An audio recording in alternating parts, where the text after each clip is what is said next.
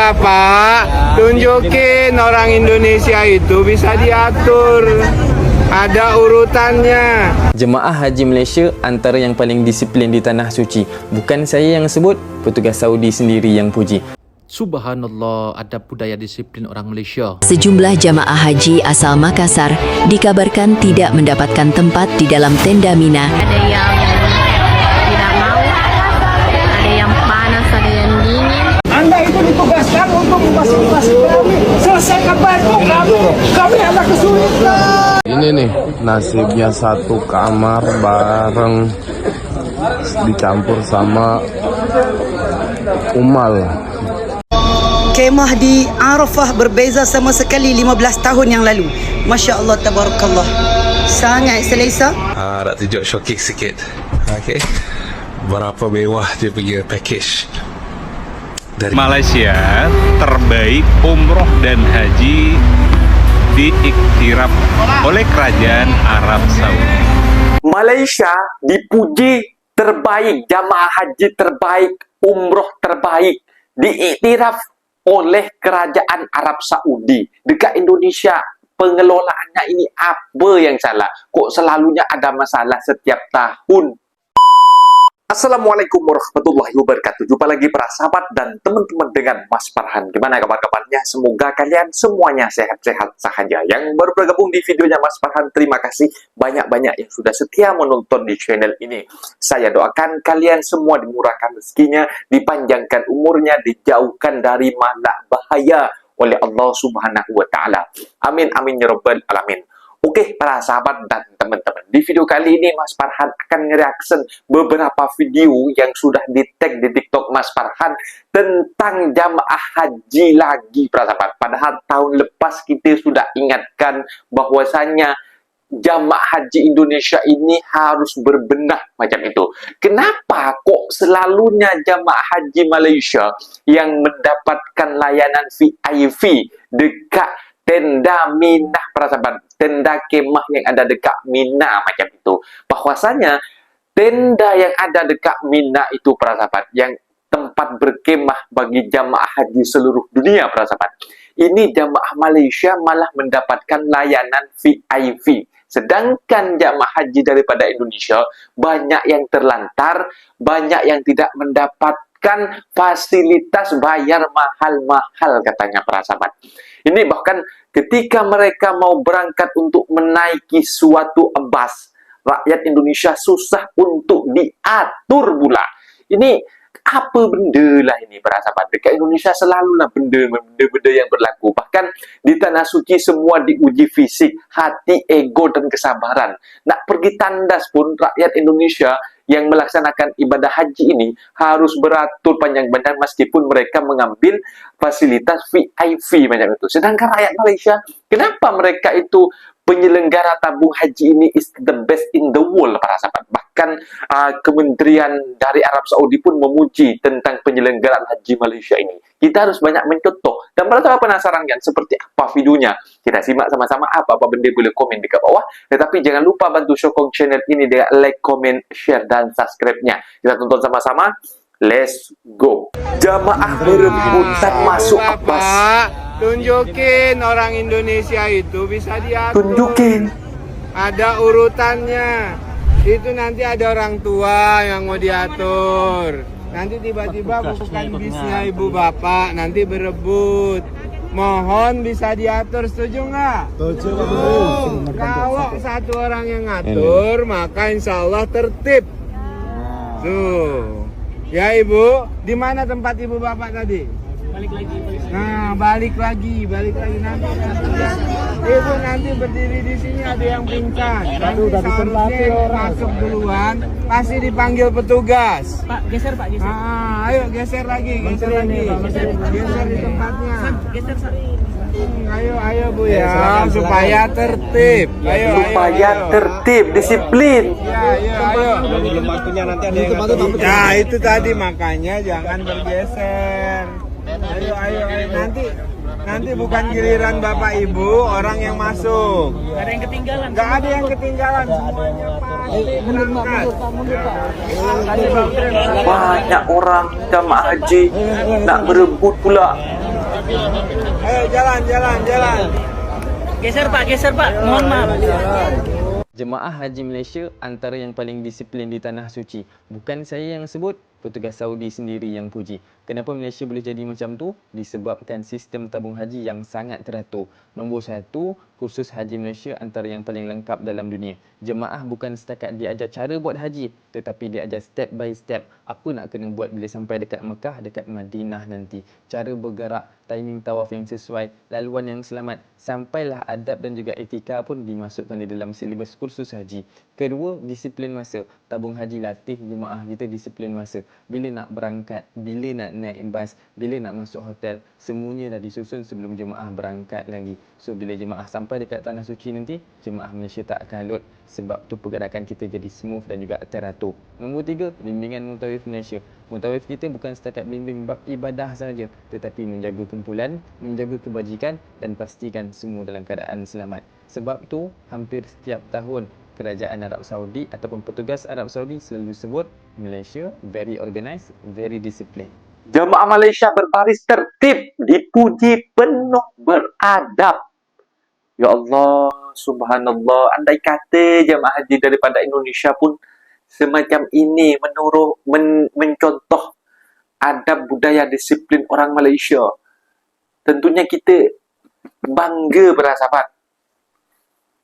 Tengok beratur mereka, saling bahu-membahu, pegang bahu. Patutlah menjadi pujian dekat dunia. Subhanallah. Tengok. Pakcik-pakcik. Yang dari Indonesia pun makcik-makcik. Pakcik-pakcik.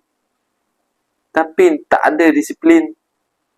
Krisis kemah Mina, jemaah Indonesia terlantar bersama pekerja asing.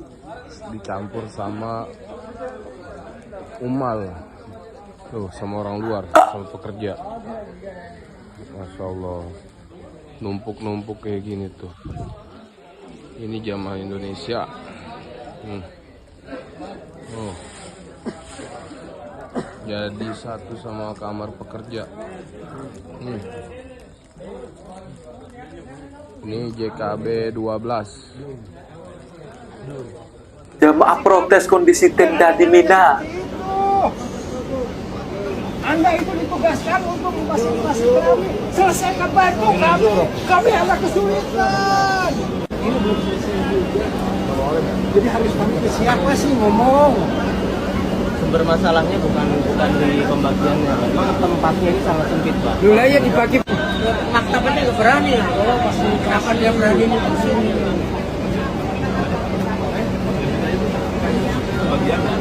Enggak, saya nggak mau itu, Pak. Saya untuk itu aja. Jangan mau gitu. Sepakatan tadi.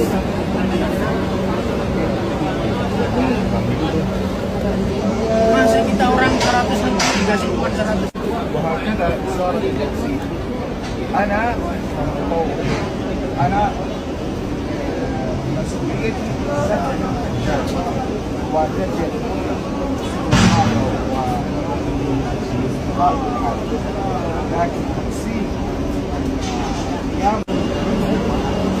Jangan gitu lah, Pak. Kalau saya minta bisa untuk bermacam hati gitu.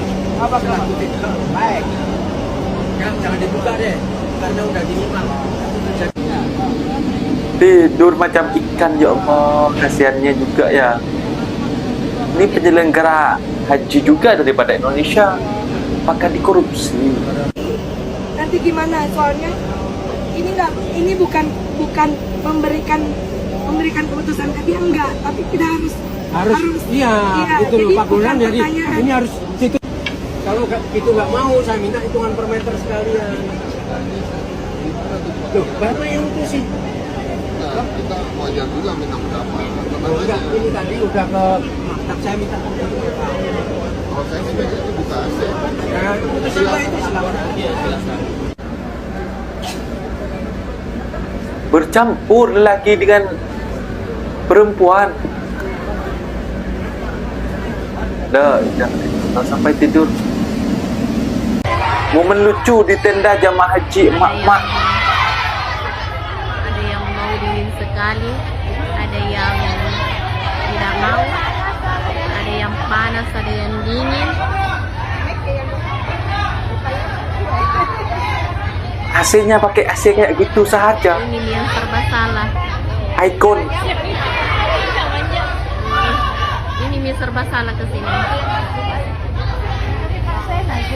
Oh, ikonnya cuma satu. Kebijakan copot penanda tenda justru membuat jamaah Mina terlantar. 3 Makassar.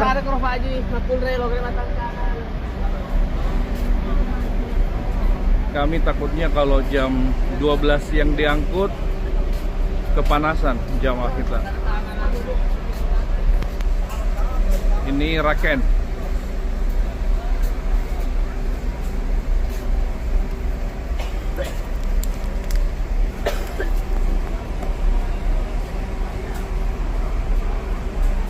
Faktanya banyak jamaah yang nggak dapat tempat di dalam.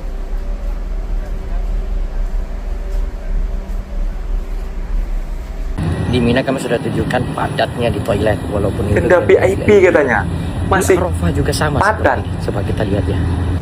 Lihat nih, sampai di luar tuh antri untuk masuk toilet, walaupun lancar. Nah, masuk tandas pun. Jadi yang VIP katanya. Toilet tuh. Bagaimana mau haji kayak begini? Coba bayangkan untuk tenda VIP saja begini, apalagi tenda reguler. Tapi saya yakin walaupun antri seperti ini jadi antri yang merindukan. Di Indonesia antri, sini juga antri, tapi pahalanya besar. Oh ya, catatan tadi, air pun untuk flash di dalam toilet itu berkurang sehingga terbatas sekali. Tapi saya yakin Anda tetap mau berhaji. Nggak dapat tenda di Mina. Ini yang haji reguler.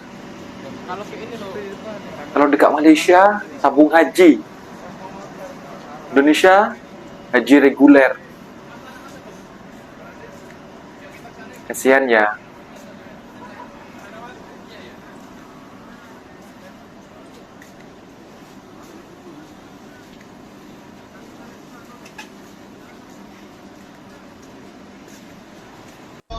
Kemah di Arafah berbeza sama sekali 15 tahun yang lalu. Masya Allah, tabarakallah. Sangat selesa. Subhanallah. Dan Jumaat tak perlu bersesak-sesak. Dia ada bilik-bilik. Kita tengok bagaimana Jumaat-Jumaat bersantai dalam kemah. Masya Allah, tabarakallah, sahabat-sahabat sekalian. Menunggu hari Arafah. Menunggu hari Arafah esok. Pastinya semuanya dengan persiapan. Doa-doa yang hendak dibacakan. InsyaAllah, anda ada doa yang nak dikirim, silakan kirimkan doa anda. InsyaAllah, saya akan bantu anda untuk baca doa bagi pihak anda di Arafah. Subhanallah, Alhamdulillah, Allahu Akbar. Kita bertemu pada musim haji tahun ini di bumi Arafah yang sangat berbeza, sangat cantik, sangat indah. Allahumma salli ala Sayyidina Muhammad. Share cepat, like and comment doa anda insyaAllah melengkapkan haji kami di sini. Allahu Akbar, Allahu Akbar, Allahu Akbar. Okay, so these are for the Malaysians, masya-Allah. Nak tunjuk showcase sikit. Okay, berapa mewah dia punya package dari Nusuk for the locals. Okay, ni bukan package biasa lah, dia agak mahal sikit, more towards the belas ribu, tapi masya-Allah ada steamer sekali, fully air conditioned. Okay, this is my bed. Yang VIP. So ada bantal, tisu, Masya Allah, ada lampu.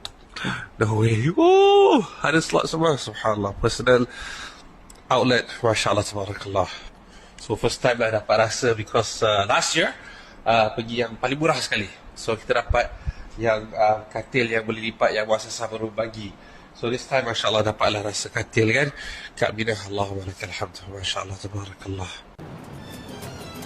Ada dalam kalangan masyarakat dunia dan juga masyarakat Malaysia tertanya-tanyakan kenapa masyarakat Malaysia ataupun rakyat Malaysia ini sebenarnya sangat berdisiplin di Tanah Suci ataupun di Kota Mekah, dan juga kenapa kerajaan Arab Saudi sangat suka dengan rakyat Malaysia dan juga jemaah Malaysia. Yang pertama adalah rakyat Malaysia ni dia berdisiplin. Apa sahaja yang direncanakan ataupun yang ditetapkan oleh tabung haji, mereka akan ikut dan patuhi dengan syarat mereka akan sentiasa berdisiplin walau apa keadaan sekalipun. Baik, yang kedua adalah setiap jemaah faham haji mereka ini berkaitan dengan rukun, berkaitan dengan tata tertib dan semua tahu untuk sampai ke mana, dan juga antara perkara-perkara yang tidak keliru dan tanya benda itu berulang-ulang kali supaya mereka faham dan seterusnya buat sahaja apa yang disuruh dan direncanakan oleh tabung haji Malaysia. Dan yang ketiga adalah berkaitan dengan pengurusan tabung haji yang cekap, yang teratur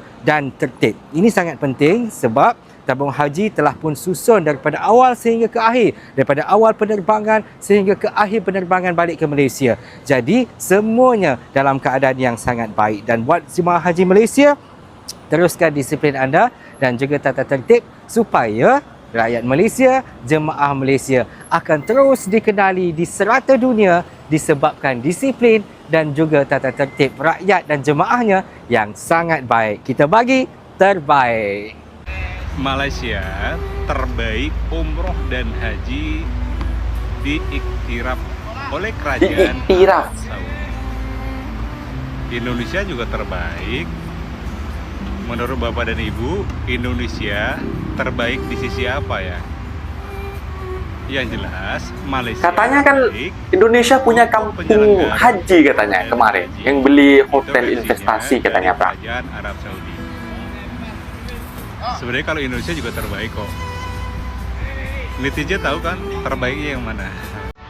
Pokoknya intinya semoga pemerintah kita menjadi bisa evaluasi diri, perbaiki yang mana kekurangan, kesalahan, sehingga tahun depan jamaah makin nyaman, damai, sentosa untuk melaksanakan ibadah haji. Kekurangan ini bisa menjadi pelajaran untuk musim depan. Setuju gak? Kalau setuju, semoga kita saling berbenah. Nah, itu dia para sahabat dan teman-teman. Video yang sudah kita simak. Dekat Indonesia ini merupakan pendapatan pajak daripada rakyat para sahabat. Ini sampai 82%. Yang kekayaannya dari sawit, dari minyak, dari nikel, dari emas, dari tembaga.